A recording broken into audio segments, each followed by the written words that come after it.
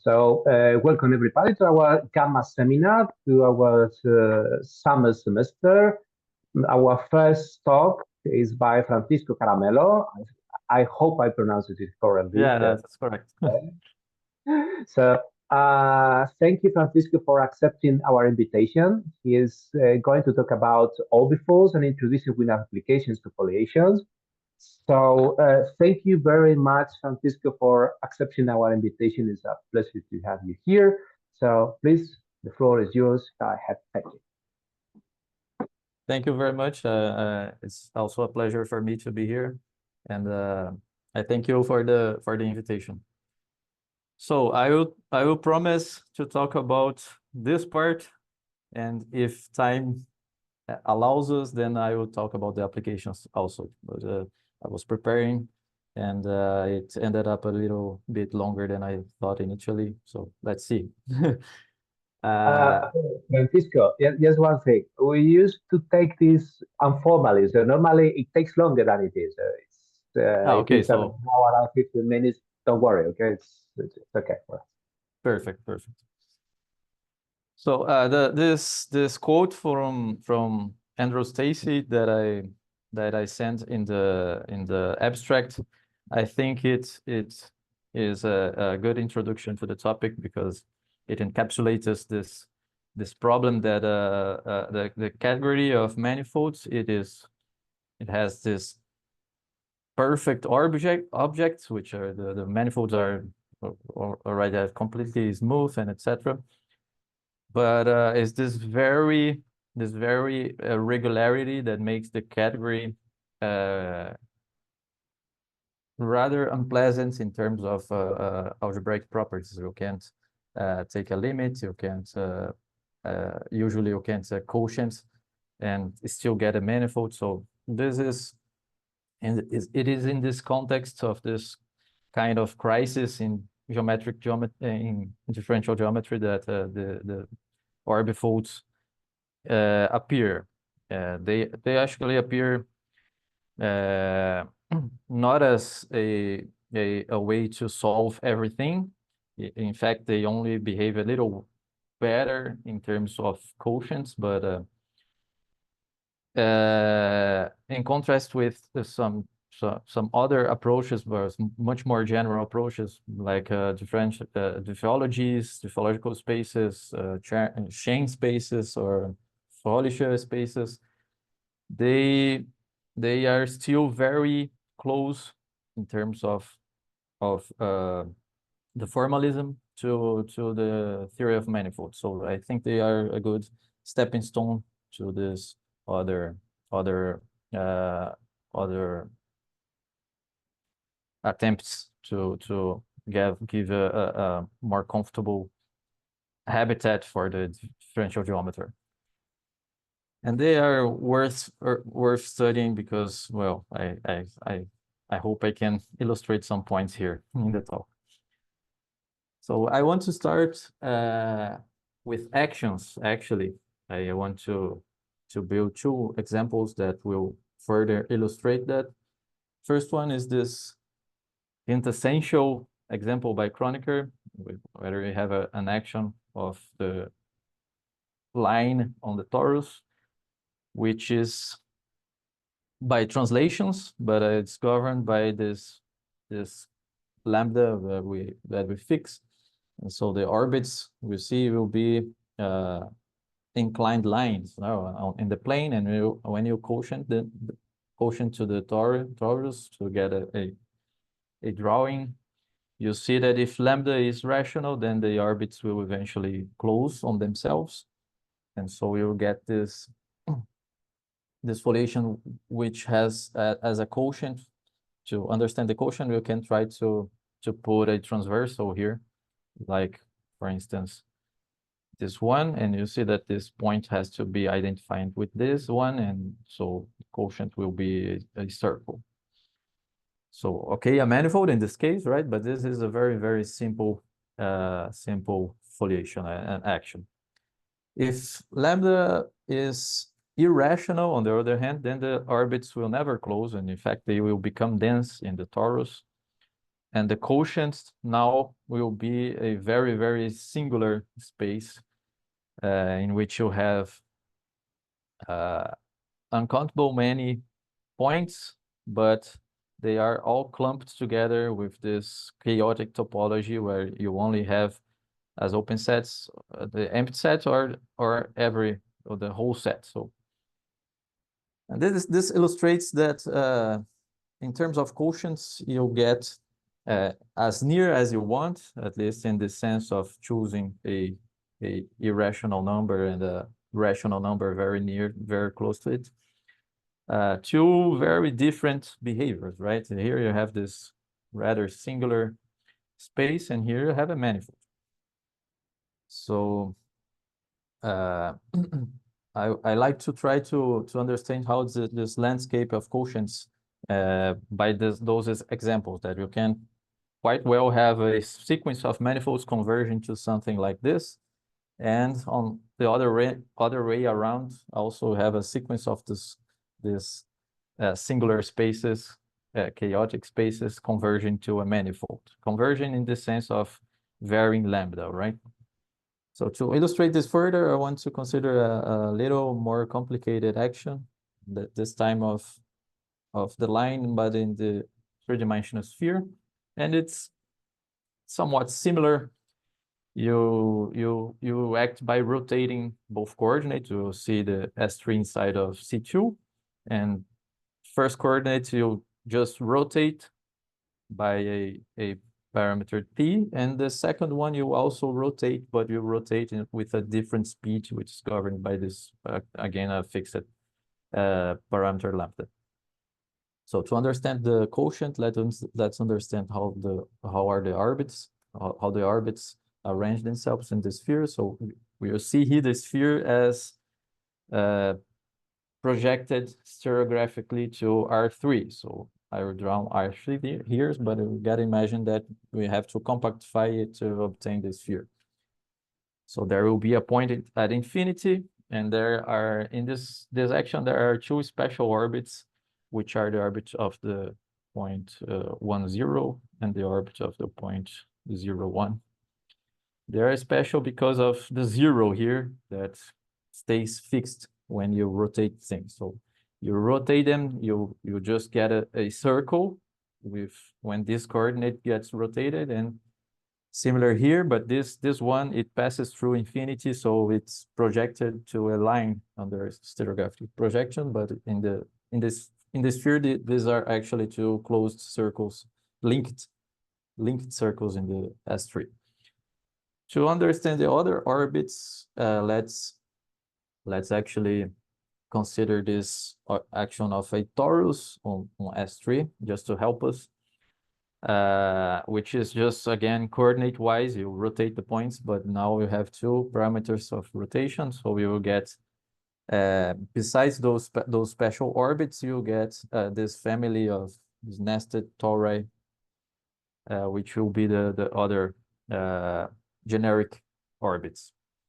And now going back to our initial action of the line, you see that the other orbits, they will form Kronecker foliations in each of these tori. So the quotient will be, if you fix lambda equal 1, then you are rotating with the same velocity, both coordinates, and you get the famous Hopf vibration, whose quotient is the 2 spheres. So this is a 3-sphere hybrid by circles with a quotient, the S2 sphere. If lambda is rational, then what you get is that those generic orbits, they will wind around these two special orbits, and they may as well go 3, 4, 5 times before they close. This will be governed by P and Q.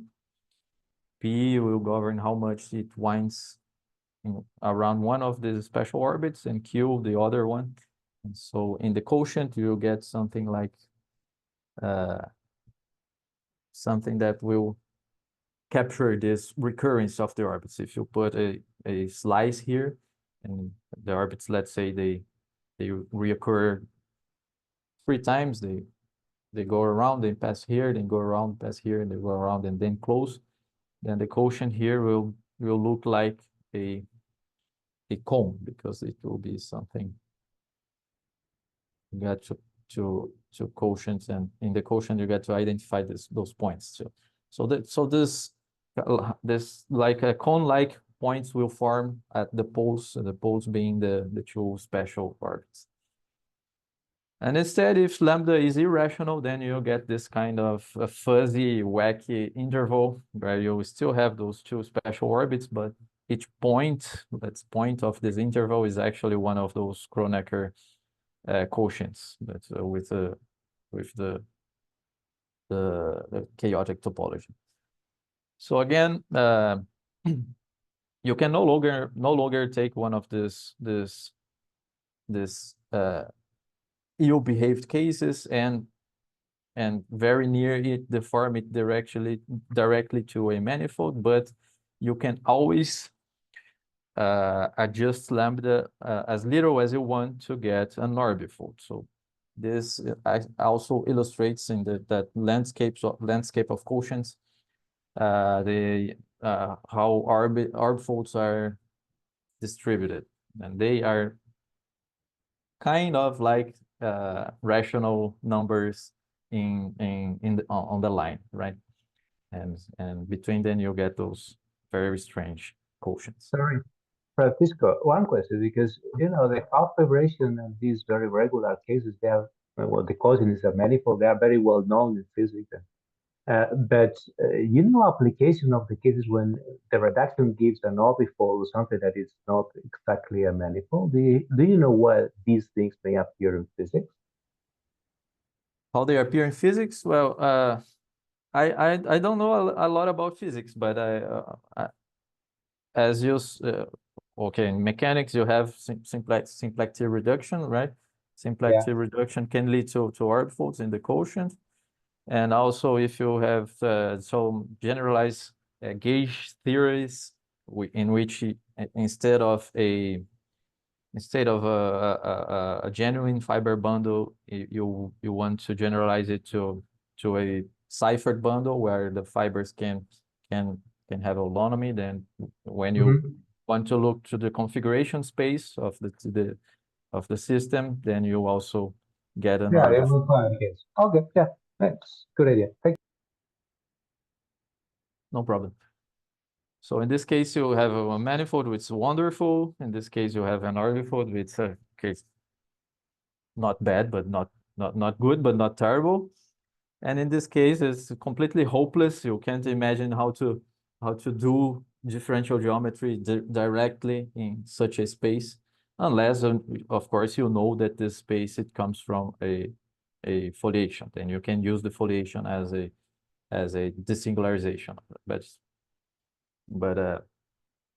the point I will try to illustrate as an application of orbifolds today is that you can take problems which have this kind of quotient and deform them to obtain an orbifold. And there, on the other hand, you can try to adapt some theorem from the geometry of foliation of manifolds to this case, use it here, and then go back to your strange quotient. So let's formalize orbifolds a little bit. Let's start with a topological space and fix a dimension. And we'll say that an orbifold chart will be this collection of a open, I also ask to be connected, open set of the Euclidean space and dimensional space. A finite group that acts smoothly and effectively meaning that the only element to fix every point is the identity. And this map phi, which will be like our coordinate chart, satisfying the following. So this map is from U hat to X, and it is invariant under the action of H, and so being invariant, it will induce a map on the quotient, and we will ask this map to be a homeomorphism. So in this sense, U, the open set U of our topological space X, is being modeled by this quotient. of a open set of the Euclidean space by an action. So in this sense, orbifolds will be just like manifolds, but instead of being locally Euclidean, they will be modeled on quotients of the Euclidean space by finite groups. We need some kind of compatibility between charts, and this is formalized as follows. So I will say that an embedding between two charts is just a smooth embedding, so a diffeomorphism on over its image that commutes the diagram so that everything is coherent. And one example in particular, which is kind of useful to bear in mind, is that the elements of a local group, a local chart group themselves, let's say rotation, they themselves will then satisfy this condition for the chart embedding on itself. So this can be solved as if you had a manifold, but instead of all the usual changes of coordinate changes, you also have this extra identifications that you gotta do. So now with this idea of compatibility, we can define an orbifold atlas as just a collection of orbifold charts that covers the whole space X, and are compatible in the sense that if two of them intersect, then for each point you can find a third orbifold chart that embeds in the other two. This can also be formulated in a way that is more similar, even more similar to what we do with manifolds. That you just talk about coordinate changes, but it's very, very similar, and I guess it's not it's not an issue to formalize them this way. So then after you have this notion of a atlas, then you can define an orbifold, a smooth orbifold, as just well, we'll ask the topological space to be Hausdorff and paracompact, or second countable if you want, but second countable is just a little bit less general than paracompactness, so choose paracompactness, but this actually complicates things up a little bit. Paracompactness is a little bit more difficult to treat, but anyway, such as topological space with you can just put one atlas, and then you consider all the possible other compatible charts and put them together to obtain a maximal atlas, as we do with manifolds, or you can just identify two different orbifold atlases if they are, one refines the other and vice versa. Refining means that each chart of one of them embeds in the other and vice versa. And then take an equivalence class. So this is I think this is what captures what we actually do when we were working with a manifold or an orbifold. We don't think of an atlas, we think of the charts, and every chart that's compatible we treat as a chart of the atlas. So I think this is the best way to formalize this idea with an equivalence class. So for our first example is in fact that manifolds are orbifolds, right? If all the groups are trivial, the local groups are trivial, or more generally, if they act freely, so that you get a quotient that is a manifold, then the orbifold will be actually a manifold. So the theory contains the whole theory of manifolds as a subcase.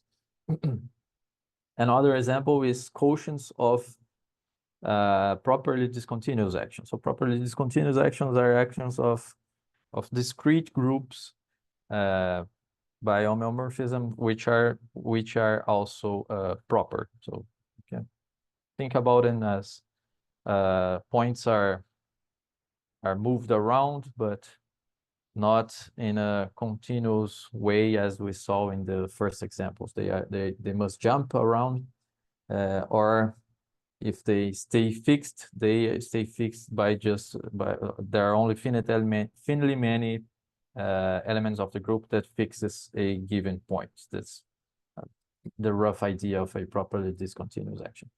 And as we'll prove later, that all this kind of quotients of manifolds by properly discontinuous actions will also be orbifolds. And this is a nice source of examples. Those kind of orbifolds, they are not not every orbifold appears this way. Those are called good or developable. Developable in the sense that you can, well, develop them to manifolds and then just quotient out. They look like a generalization of the notion of topological covering, but it's not exactly a topological cover per se, but a ramified covering, right? So the ramifications will give rise to the singular points of the orbifold.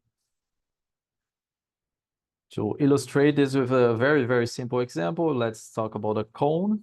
So let's say a cyclic group acts on the plane by rotating it around the origin, linearly rotating it. So let's draw it as, let's say, P equals 3 here. So the quotient will be a cone. And this is I think the simplest orbifold that's not a manifold. It has just one singular point here, which is the vertex, and it's absolutely clear that this point is different from the others, right? So you don't have a tangent space, at least in the usual sense, well defined here, and so this illustrates quite clearly the theory. Okay, I had a drawing here. I forgot I draw it again. So, a slightly more complicated example, but I think this is very beautiful. It comes from this paper by this guy, Timotsko. I don't know how to pronounce his name, but I saw you play the guitar there, right, Javier? So let's talk a little bit about music. Yeah, indeed. I was curious. Do you know this example?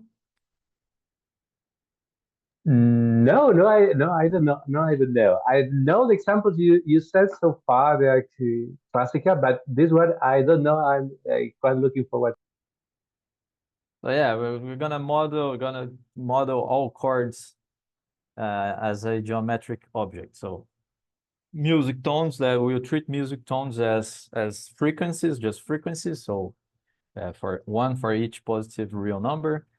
So you think about a fretless guitar or a violin, etc. Okay, or not a discrete instrument like a piano, for instance.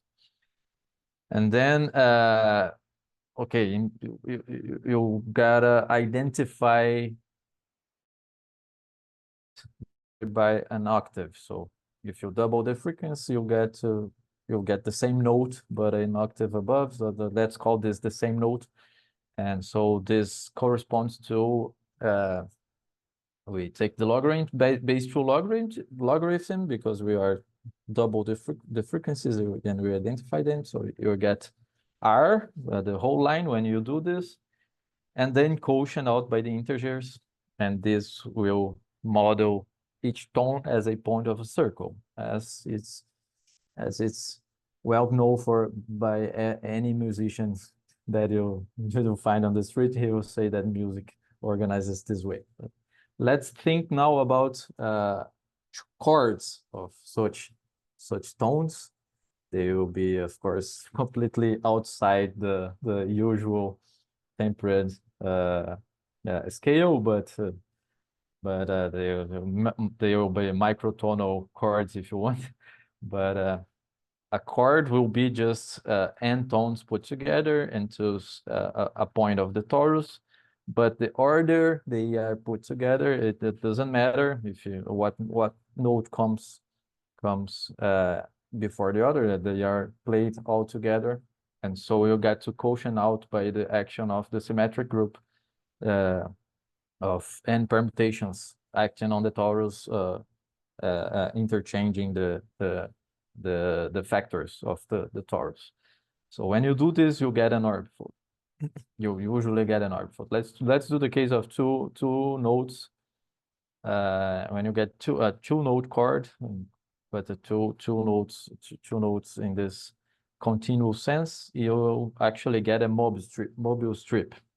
So the set of all two node chords is a Möbius strip. To understand this, let's take the torus as the quotient by the plane by the integer lattice. So we have this here, a fundamental domain for the action, and you quotient this out, you get the torus. But we also have this action of the permutation group that interchanges the two axes. So this is just a reflection around the identity line here. And so let's try to understand this quotient, right? So let's see if I can change the color here. Okay. So a fundamental domain will be this triangle here. And let's see what gets identified. The diagonal will stay there, but it will come, let's say it will come with this Z2 action. That's a reflection around this line. Let's just put it here to remember. And this side of the square that gets identified with this one, when you apply this reflection, it gets to this side. So this sign now must be identified with this one. So this, you have this identification here. And it's difficult to see that this is a mobile strip, but if you cut it here, cut this triangle here, let's say the line B, and then glue it together, but not along B, but along A, then you see that you get something like this. So B here, A, and here's the other copy, B here and A here. Let's reflect this one to this, A and B. And then this part here will glue along this other copy of A. And then you see that the mobile strip appears, right? So after you glue these two together, you get a mobile strip, because B gets to be identified with B, but after you flip this side. And the part where the boundary of the mobile strip is this part which has this Z2 action. So it's not a mobile strip in the sense of a manifold with boundary, but it's rather an orbifold mobile strip in which the boundary is actually a mirror. So this is the right, I think the right way to think about this quotient, because then you get the information that around the boundary you actually have a mirror. And this circle here is just the circle of chords, of two node chords that in which the two nodes are actually the same node. So this the singularity is of this happens because you can repeat the nodes and the two chord nodes, right? Okay. Give a comment. It's really very interesting, and I have shared the paper because it's open. I have just looked for the Dimitri Timotko's paper, and it's in the chat. I didn't know about this example. It's quite interesting physically, indeed, and there are interesting problems given at the very end about. I also thought it very, very nice, and so I had to put this on the presentation. Yeah, sure, really. Thank you. It's very cool. So the three node case is a little more complicated, but the the pattern up you see that a certain pattern appears. You get now a Mobius prism with a triangular base that will reflect the fact that you have now the 3 nodes, but now you get to rotate this triangle and flip it as you rotate, so that this vertex comes through this one, and so then you'll do another rotation, and this vertex ends up here, and then you do a third rotation, and the thing closes up. So you have something like this. I don't know, something like this, and now you'll get 2 kinds of singularities. You also have the face. This face here will again be a mirror. You have a Z2 action here reflecting the points, and this will represent the 3 node chords in which 2 of the nodes are repeated, and you'll get this even more singular circle of 3 node chords in which the 3 nodes repeat. So this is the set of all possible 3 node chords, and it's again an orbifold. And so for 4 nodes, you get to rotate a tetrahedron, and so on and so on. This kind of a suspension of a tetrahedron by a rotation, but not a rotation, but of the permutation group. So there is a general construction to build this kind of fiber bundles, twisted fiber bundles, right? By suspension of a homomorphism of the fiber, which here will be a triangle, or more general will be an n simplex, right? N simplex that gets acted on by the group of n permutations, and you lift everything by suspension to get this kind of bundle, twisted bundle. This will be the set of all possible n node chords visualized geometrically. So very, very ludicrous, right? Very beautiful example. I don't know how Timoso got this idea, but I thought it's very, very neat idea.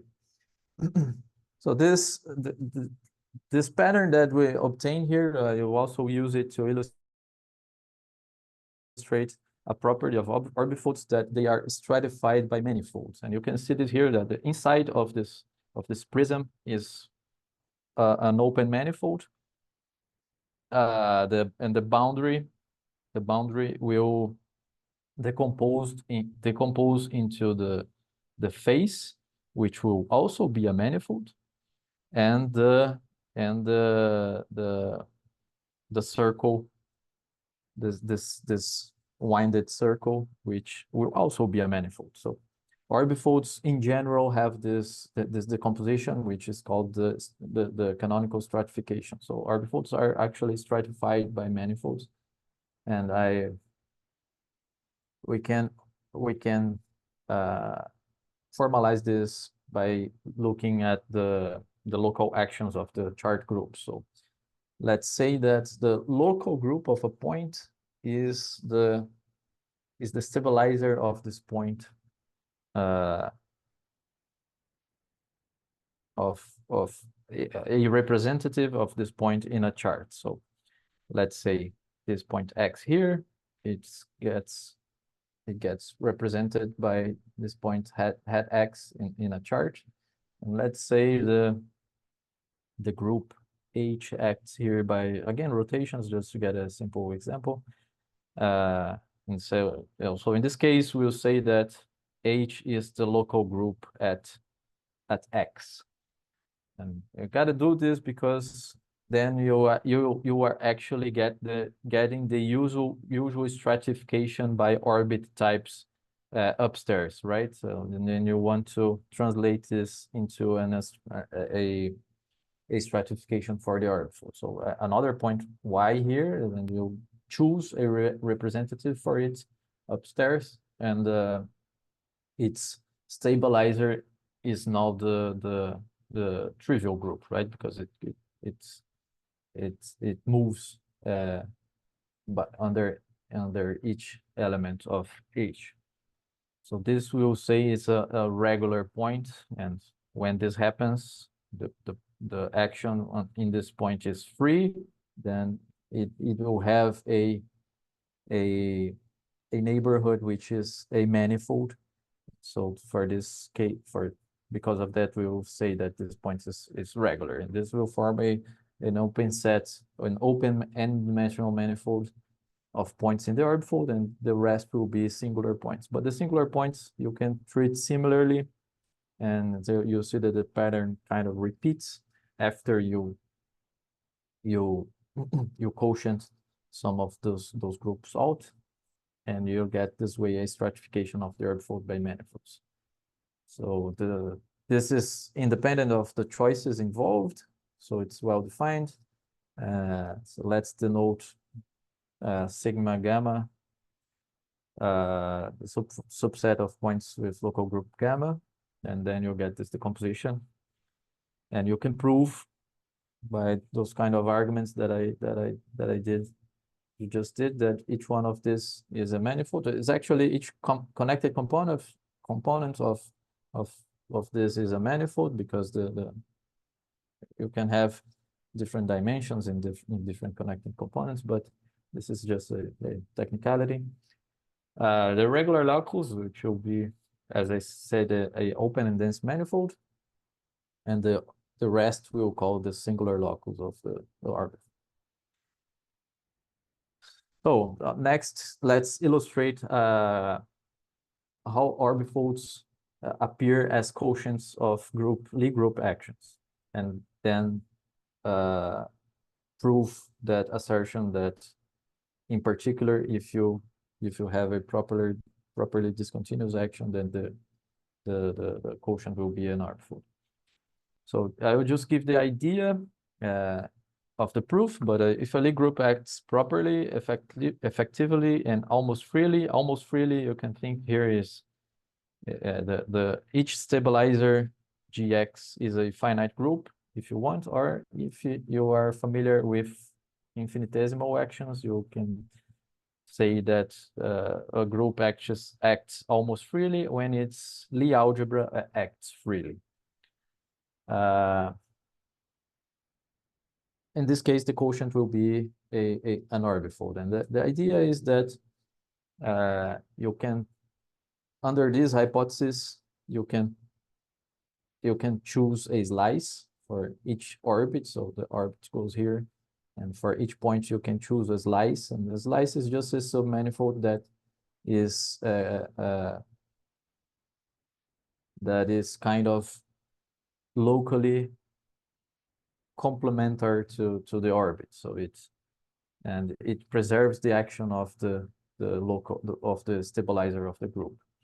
So you can buy this kind of slices by choosing a Riemannian metric, and here is where the hypothesis get used in proving that this Riemannian metric exists.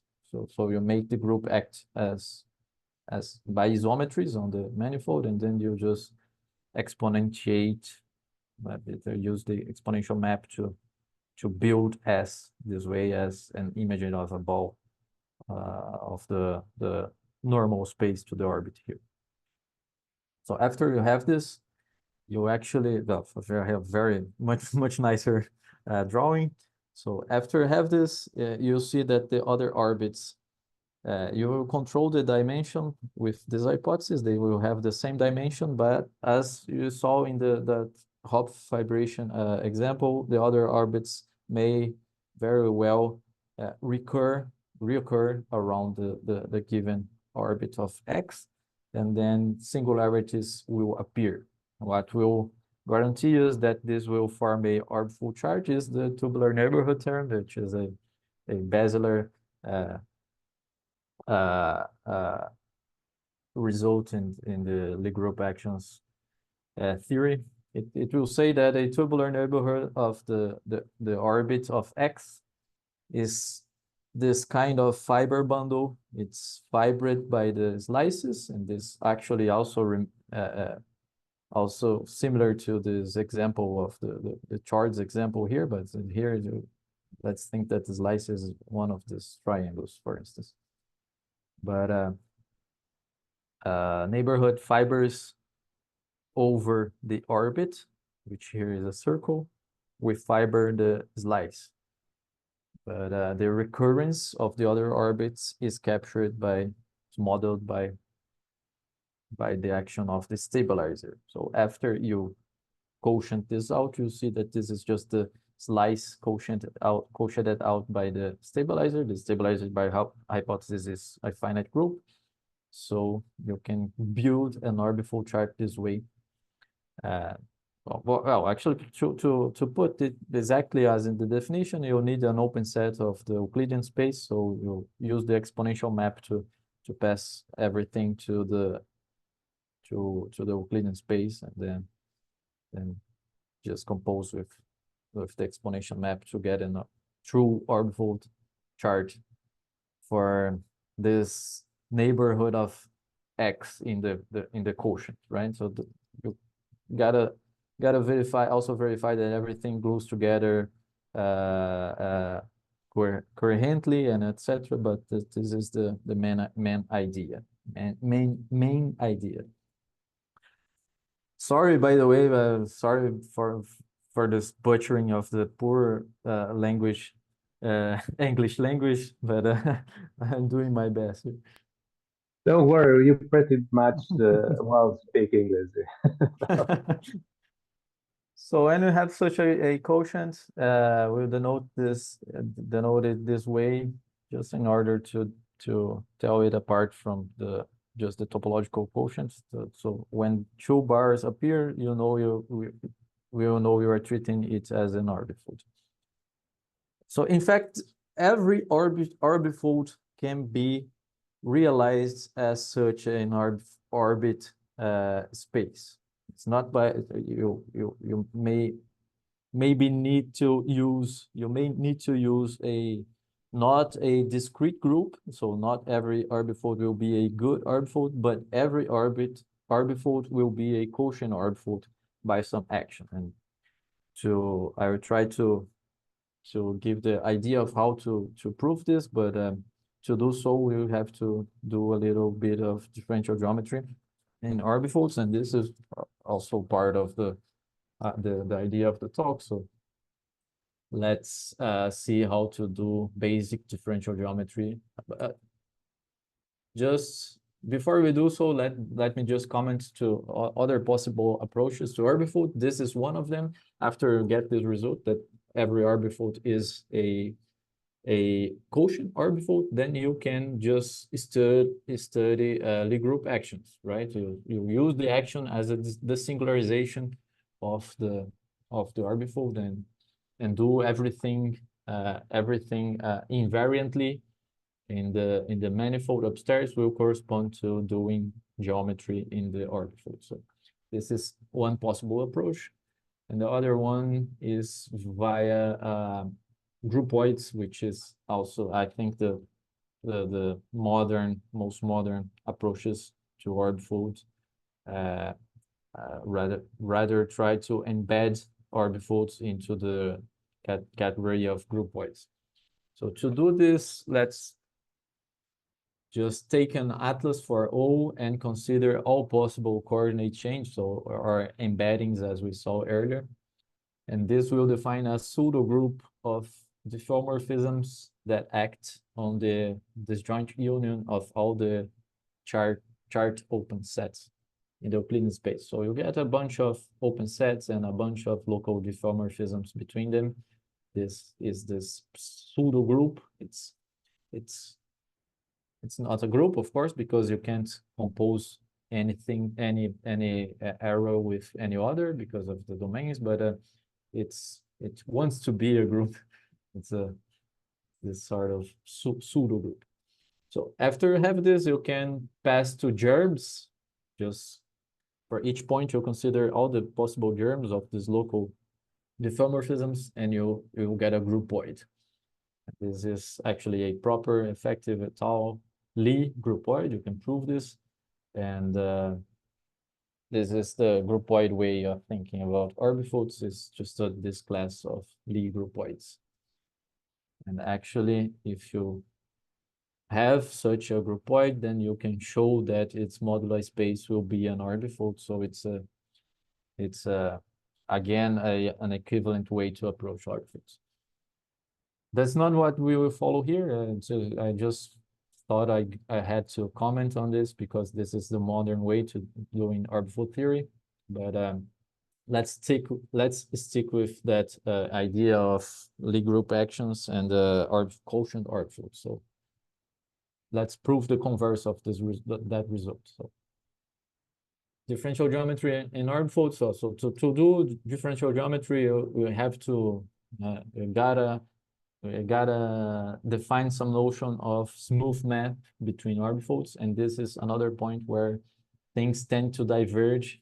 I joke that there are as many notions of smooth maps between orbifolds as there are authors publishing about orbifolds, because each one uses his own preferred notion of morphism, and then they are usually not equivalent, and so it's a nightmare to track all the definitions. But the one I settled it with is the following. So we'll say that a smooth map will be given by first of all a continuous map between the underlying topological spaces, and we'll say that it's smooth at a point X when you have charts around X and around the image of X.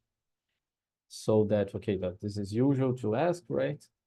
And the property is that the map has to admit a smooth local lift. What is it? It consists of the following data. Well, a smooth map that lifts the continuous map that you have downstairs, but also we will ask that the smooth map be equivariant with respect to a given homomorphism between the local groups, which is part of the given data of the smooth map. So here you get the local group at X, you get the local group at f of X, and you ask this to be given to you as a data. So this has to commute, and the lift has to be equivariant with respect to this map. So this is kind of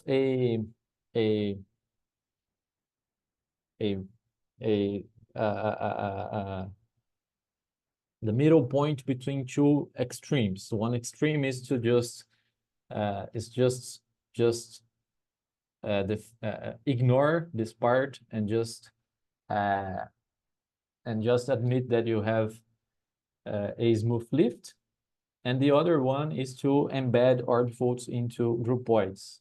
When you do so, you have this kind of homomorphism, but you actually get a stronger notion of smooth maps between orbifolds, and this is kind of in the middle. It treats the extra algebraic information that you have in an orbifold with a little more care than just asking to the map to admit smooth lifts. And it's sufficient for you to do almost any of the basic differential geometry, usual differential geometry. So here's a nice drawing, but it's again just this diagram that I draw here. I tend to denote in a diagram, such a diagram denotes equivariancy by this square arrow.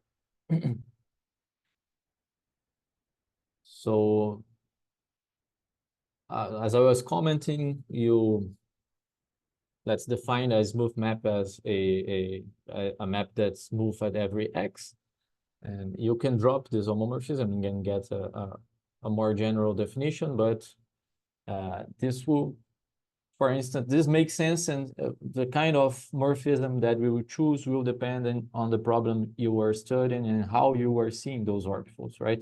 If you're seeing them as quotients of foliations, it's natural to actually drop this homomorphism because, well, what a map between leaf spaces should be. Well, it should be a map between the foliated manifolds that sends leaves to leaves. When you have this, you'll just have a map here that admits lifts without that, without taking into account the holonomy of the leaves, the algebraic information of the holonomy of the leaves. But this comes with a price because this very relaxed notion of morphisms, they do not allow you to do more sophisticated constructions. For instance, pulling back fiber bundles you can pull them back coherently. So if you want to do so, then you need those more elaborate notions of orbifold morphisms. One of which is embedding it into the groupoid category, and I think that's why this is the main modern approach to orbifolds. Okay, so moving on, let's just illustrate this difference, smooth maps and what those kind of choices entail. So let's see the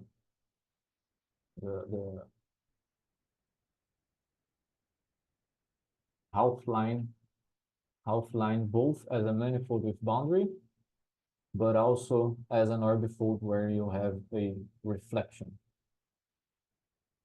here at the origin. So Z2 acts at the origin by reflecting it. So what would be a smooth map in the manifold case? Well, any smooth map that admits some smooth extension beyond the boundary, right? That's the usual definition. But as a smooth orbifold map, you needed to admit a symmetric smooth extension, right? It has to be invariant under this Z2 action. And in particular, its derivative must be zero here at zero. Not only its derivative, but every odd derivative must vanish in order for you to get this invariant extension.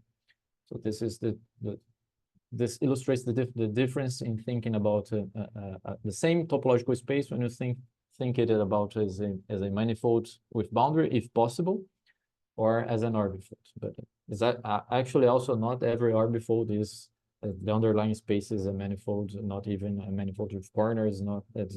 It's more general than that. But when you can do so, the morphisms change, so the differential geometry changes as well, right? So, okay, okay. So this is just what I thought I told you. So every odd differential derivative of x must vanish at zero. So this illustrates the difference.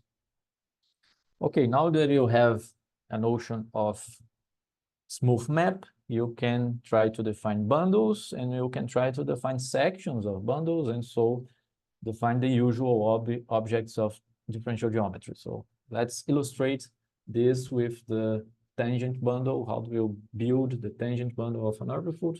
Well, you start with an orbifold chart and then consider the tangent bundle of U hat. And the action of H on U hat will naturally extend.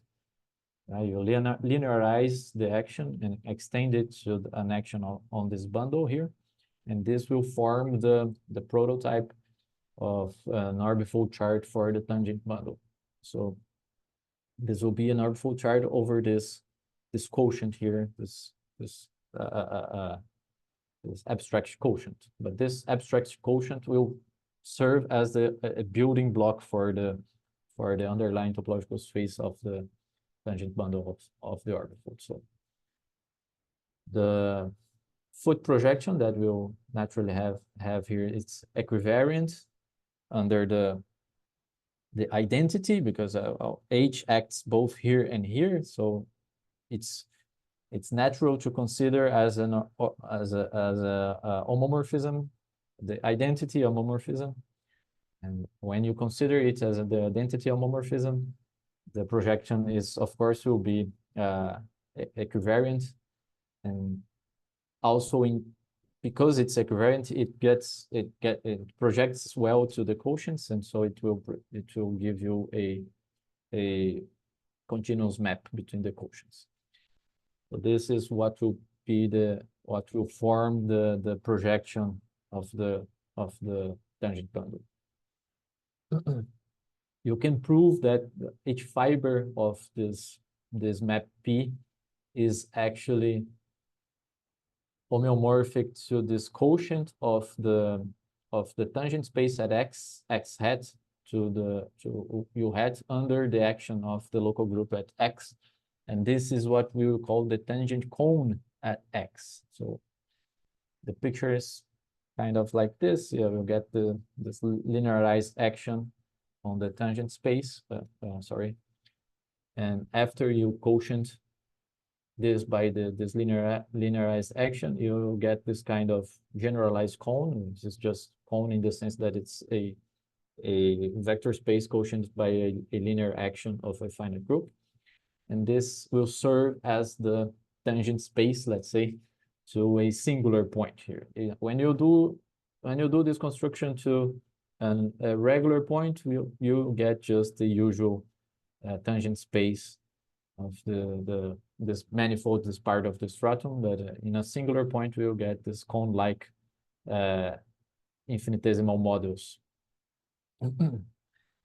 So those charts, you can verify that they glue together, and when you glue everything together and identified under chart embeddings, induced chart embeddings, you will get this topological space, which you can prove admits this atlas by this kind of charts, and it's therefore an orbifold, which will be the tangent bundle of the orbifold for us. So those different locally defined projections, they will also glue together to give you a continuous map between the underlying topological spaces.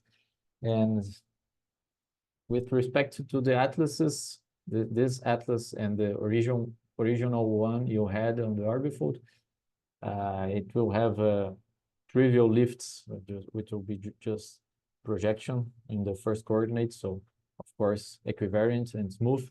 So this will give us an orbifold map, smooth orbifold map, as we've defined earlier. So just to get a nice sum up of everything, the tangent bundle is again an orbifold, but with the dimension doubled as expected, and the projection is a smooth orbifold map. So the tangent space at x, just to have a tangent space, a real, genuine vector space, let's say that the tangent space is one of those tangent spaces to a local model, let's say this one, but together with this algebraic information. All right, it's useful to bring this together. So a tangent vector, for instance, will be just an equivalence class, an element of the tangent cone. It will be an equivalence class of vectors on the tangent space under the action of the local group. Sorry, Francisco. Yes, okay. a general question. How much this has been generalized to higher all the tangent spaces, jet manifold, or jet orbifolds or things like that? It has been done, or it's how much has been this developed? This that's a good question. I never read about jet bundles on orbifold jet bundles, but I guess it's possible to be done, but again, it will depend on the notion of morphism that you fix, right? to talk about a contact, the K contact. Yeah, sure. Okay, Because, Euclidean. But I think it's possible to define jet bundles, and you will get an orbifold for each jet bundle, but I never saw it done and formalized. So this is actually a good question. I got I will Mhm. I'll note this here, and I'll crawl the literature afterwards. That's a good question. That's a good question. Nice, because there is another thing. I have seen simplecity all before, yeah. That, for Mm-hmm. example, I couldn't find contact all before, but I'm not like an expert on the topic. And with you have contact and this contact structure, then you can talk about jets and things like that. So it's I don't know. It's interesting. But thank you for letting me know that maybe there No, is thank you no. for the question. I never thought about this. So a tangent vector, okay, a vector field instead will be now just a section of the tangent bundle, right? But we we will force it also to admit equivariant lifts, equivariant with respect to the identity of the local group. So this will then give us the expected correspondence between vector fields in the orbifold and vector fields on that union of all chart domains that are invariant under the coordinate changes. So that's the way you think about a vector field in an orbifold, and in, in spite of having the formal definition, when you are just working with orbifolds, that's the way you think about a vector field as a element of this algebra here. And this way you get, with this definition, you actually get this perfect correspondence. And this comes with some restrictions. For instance, in a cone, right?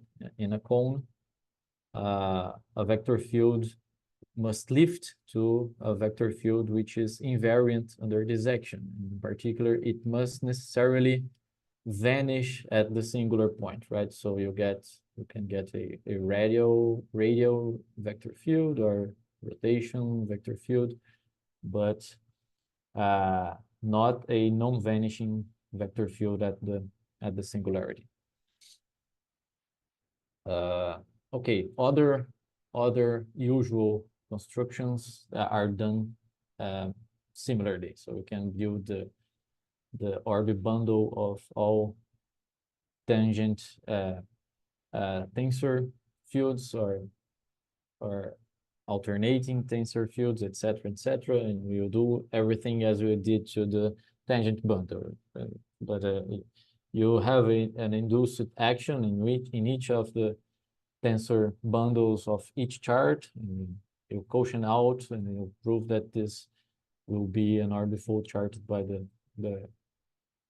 the usual straightforward candidates to be orbifold charts. So then you can consider those sections, and you'll get vector fields, tensor fields, differential forms in orbifolds, etc., etc., and then they will always correspond to objects that are invariant under the pseudo group. And that's the way you end up thinking about them anyway. So all the usual machinery holds. You can integrate differential forms. You have Stokes' theorem. You actually need to define what is an orbifold with boundary, which is different from an orbifold with a mirror boundary, as you saw in that case of chords, right? So if you have a mirror boundary, it's not perceived by integration of differential forms. It's perceived as a smooth part of the orbifold. You actually need to you must have a topological boundary to obtain a Stokes theorem in the usual way. And this part of it seems to be a topological boundary, but it's actually a stratum of the orbifold, and Stokes theorem will hold, but the integration in the whole orbifold will resume to integration of the primitive in the topological boundary. And so you'll get to extend the definition of orbifolds to orbifolds with boundary, and you do so in the usual way as we do to manifolds. Okay, consider half space and action of a finite group that preserves the boundary of the half space. Use this as a model and so on. So the rank homology, Frobenius theorem, everything from the basic theory of manifolds generalizes to orbifolds. In particular, now we can talk about Riemannian metrics on orbifolds and get the notion of a Riemannian orbifold where you can do Riemannian geometry, of course, right?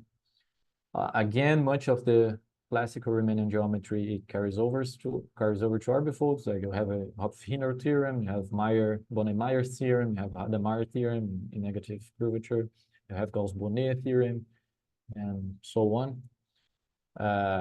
But I'm interested here in particular with this construction. You fix a Riemannian metric, and this is, as in manifolds, is always possible to choose a Riemannian metric on an orbifold. And then you'll consider the frame, the orthonormal frames with respect to this metric. And so you do that usual construction that we illustrated with the tangent bundle to get the bundle of orthonormal frames.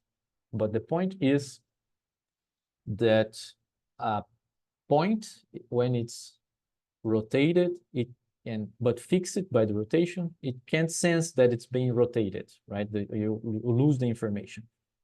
A frame, otherwise, it senses that it has been rotated, right? Because isometries are characterized by, are defined by their one jets, right?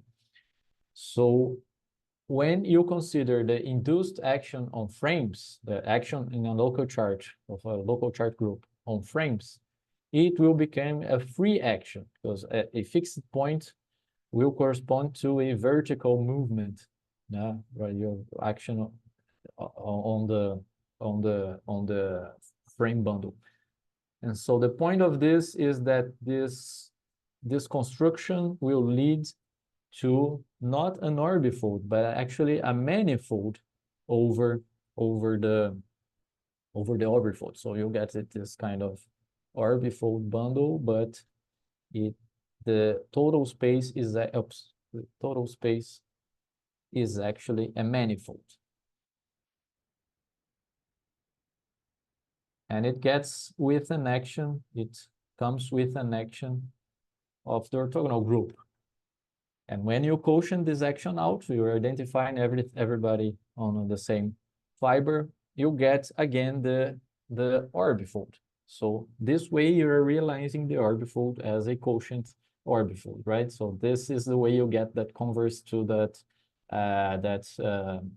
theorem that we saw earlier. So just to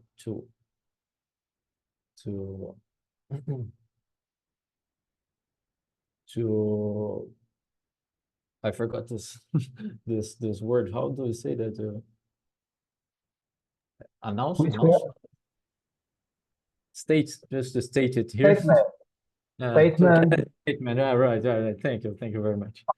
So the statement is that every orbifold is a quotient of orbifold, and the way we define it, and you can actually get it as well as a quotient of a foliation. There's just a small technicality here that if your orbifold is orientable, then you get let me get just a little space here. So if your orbifold is orientable, then this construction will lead to a bundle which has two connected components as usual, and you get in one of them you get the action S O N, and then you can just focus in one of them and forget the other, and this way you will realize your orbifold as a quotient as a leaf space, right? But the leaves being the orbits of the action. But if your orbifold is non-orientable, then you have some sort of way to connect those fibers, right? Is that precisely the non-orientability that will allow you to move from a negative frame to a positive frame by some sort of curve in your orbifold. And then if you consider the orbits, you actually need to identify, to quotient, to identify the whole ON orbit to get a point on the orbifold. But when you do so, for foliations, leaves of a foliation are by definition connected. So you are losing this information in this case, that this final identification that you get to make, that, and you get actually a ramified two covering of your orbifold, and you get to further identify those two leaves together. So a way to get around this with a similar construction is to complexify everything before you start, and consider complex frames, and then you get an action of UN, and UN is always connected, and you can avoid this problem. So you can choose if you want to see an orbifold as a quotient of a Lie group action, or as a leaf space of a foliation, actually a closed foliation with closed leaves. So you get that converse. Okay. What do you think? You have time to apply orbifolds to? I think that we could have 10 minutes. 10 minutes, still. okay. So I will rush a little bit, but the application that I selected is a result that I got with a student, a master student, recently. It's an application in the case of Riemannian foliation. So Riemannian foliations is a foliation whose leaves are locally equidistant.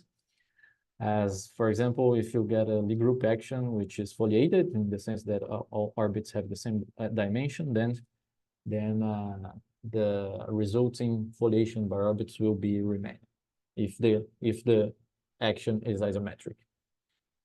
So there is this class of Riemannian foliations which satisfies a technical hypothesis which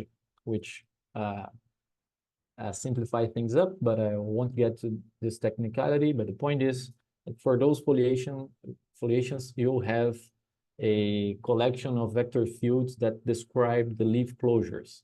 So leaf closures of Riemannian foliations are also foliations, but they can get singular when you pick the closures of the orbits. An example is that of the Hopf fibration, when you've got those nested tori. I won't go back there, but that's an example. So this class of Riemannian foliations, they include any Riemannian foliation on a simply connected manifold, as well as any Riemannian foliation that's defined by a Lie group action, given by orbits of a isometric Lie group action. So this is interesting to be studied, and there's a true main class inside the class of Killing foliations. And for instance, again, the Hopf fibration that we saw earlier is an example. So I proved in my doctorate, that you can deform a Killing foliation in general, a Killing foliation, to a foliation with closed leaves. So the theorem is based on actually I didn't prove that. I only proved that the geometry gets deformed continuously in the process. The deformation per se is given by this classification result by Hefliger and Salling, and this is a point where orbifolds also appear. So given a foliation, and build an orbifold that has a torus action, inside this torus, you can build a dense contractible subgroup that defines a foliation on the orbifold, and this classifies the foliation in the sense that there is a orbifold map from M to this orbifold that such that the original foliation is the pullback under this map by this homogeneous foliation defined by this Lie subgroup. So after have this, you can just deform the subgroup by deforming its Lie algebra to a closed subgroup, a nearby closed subgroup as near as you want, and then pull the foliation, closed foliation you obtain this way to a foliation that's a deformation of F, but it now has closed leaves, right? So I proved that the geometry gets deformed continuously. So in particular, curvature bonds, for instance, they are maintained, and the quotient of this deformed foliation will be an orbifold. It will retain a residual torus action, and this torus action will describe the closures of the leaves of F in this sense. And moreover, G can be taken arbitrarily close to F in this as points in the Grassmannian, right? So in the sense that we'll just did a little perturbation of the tangent space of the foliation.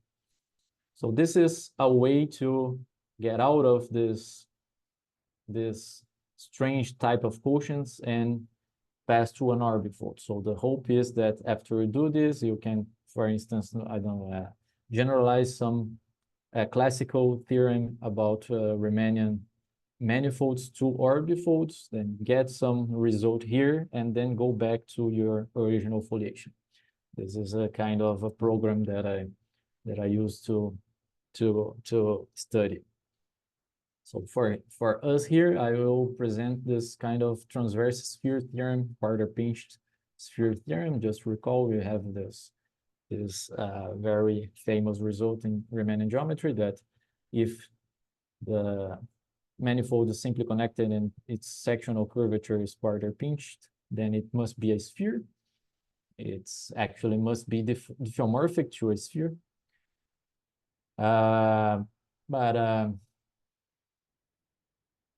In 2008, Bohm and Wilking, they obtained a similar result for orbifolds. This is actually earlier than the differentiable Parter-Pinched sphere theorem, but if you join this, put these two together, you obtain that a Riemannian orbifold with a Parter-Pinched curvature, and you'll get to put this extra hypothesis, but it will be a quotient of a manifold by an isometric group reaction of a finite group.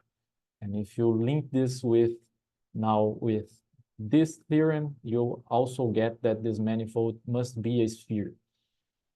But in particular, O is developable. Under this hypothesis, it must be a very good orbifold or developable, finitely developable orbifold.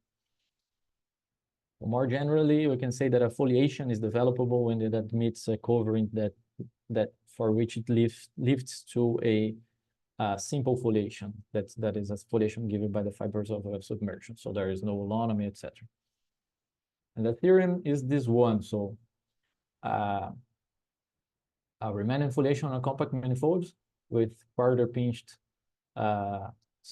transverse sectional curvature, and this hypothesis here in the codimension, because we want to, after all, apply this theorem, and we need this hypothesis. In this case, it is developable, and moreover, it's the quotient of the developed foliation will be a sphere, diffeomorphic to a sphere, as usual. So I would sketch the proof, but I will just point out where orbifolds appear. They appear, first of all, in the deformation itself. You need that orbifold by Hefliger and Salin to perform the deformation. And afterwards, after you perform the deformation, you get a family of orbifolds. So you can think about that football case.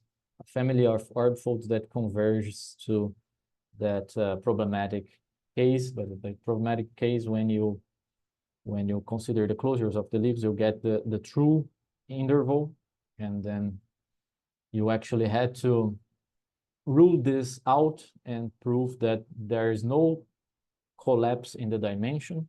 And as a collapse, the dimension can collapse, then you also in the limit has got to be something like this. But then you argue again that you can possibly have singular points because of the hypothesis that you lift it to the universal covering, and there the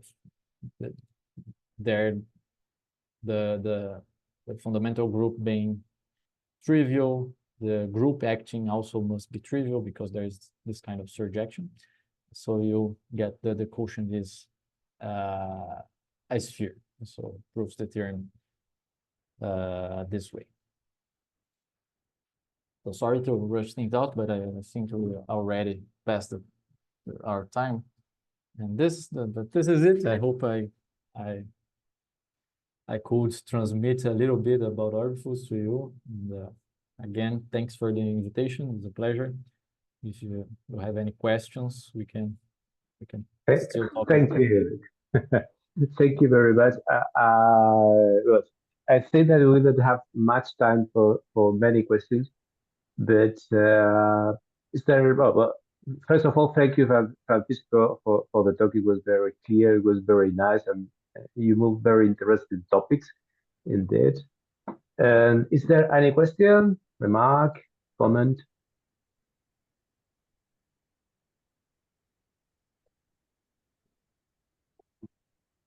Somebody, Yeah, Laili, please go on.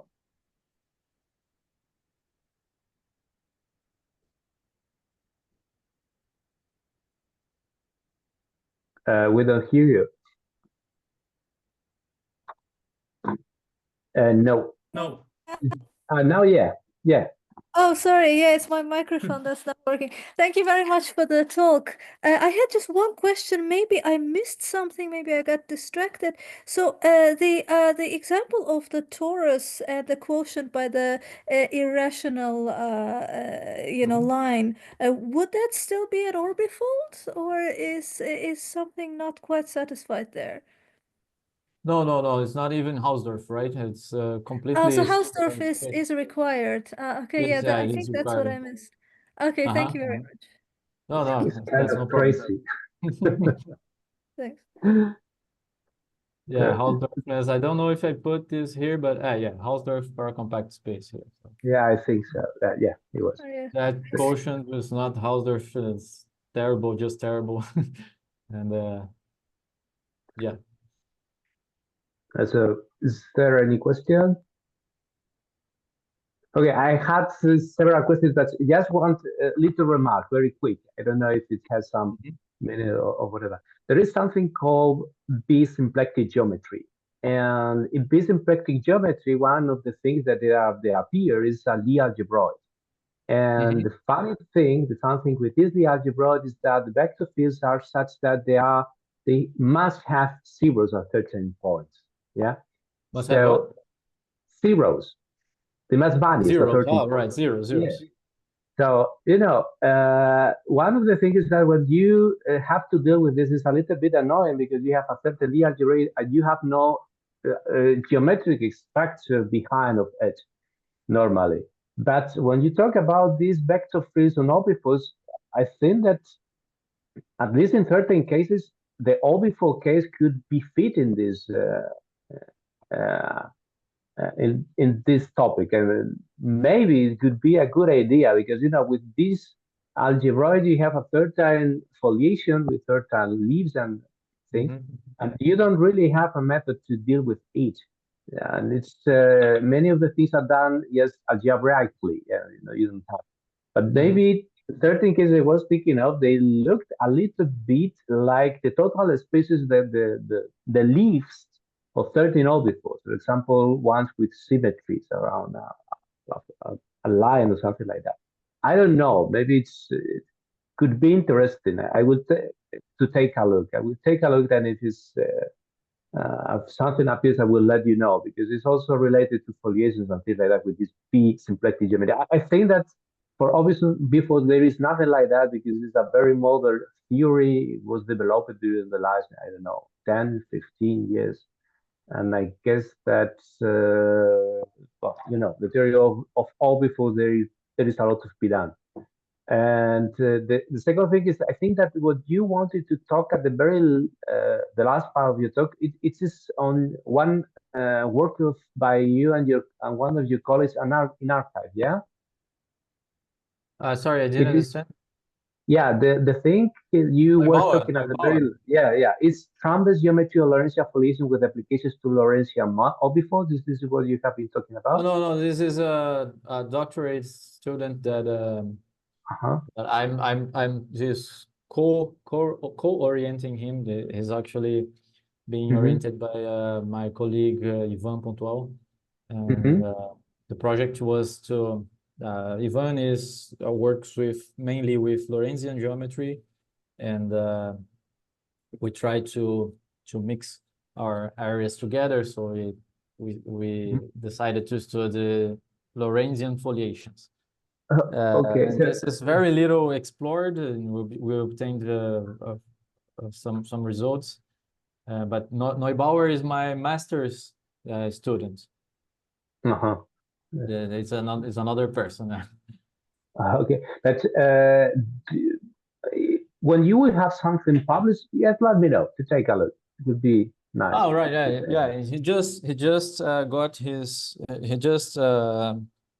did his master's defense.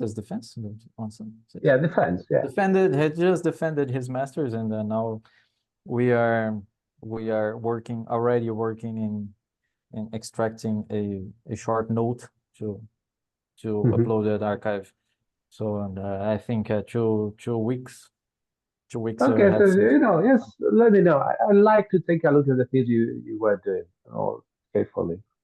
Okay, so we must finish. Sorry, it was a pleasure. You will be very welcome in future talks if you want to take part.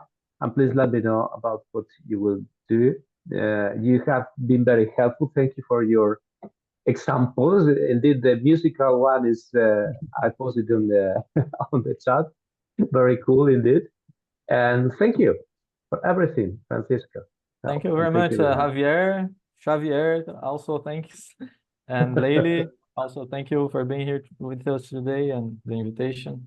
I will follow the seminar, and perhaps in the future get to talk again. Okay, it would be a pleasure to hear you if you want to. Okay, so see you, everyone. You can finish the recording. Xavi. See you. And see you next week. Bye.